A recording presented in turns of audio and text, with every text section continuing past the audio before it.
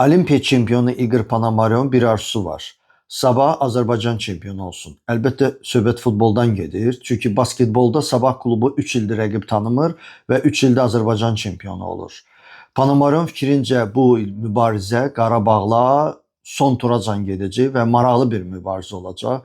Vaxtilə Xəzər Lənkəranda, Qarabağda, Sabahda baş məşqçi işləmiş Ponomaryov həmçinin də Dambrauskasın çox qısa bir müddətdə Sabahda özünkü olmasından danışır və komandaya artıq adaptasiya olmasını qeyd edir. Və Ponomaryov Dambrauskası Murad Musayevlə müqayisə etmək istəmir. Onu da qeyd edək ki, Ponomaryov həmçində başa düşür ki, limitin aradan götürülməsi hər iki komandaya, Sabaha da, Qarabağa da çox yaxşı təsir edib. Çünki daha çox legionerlər oynayır və heyətlərin qiymətini hesablasaq, bu iki komanda rəqiblərdən birbaş üstündür.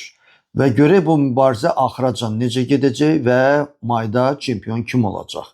Hər iki komandaya uğurlar.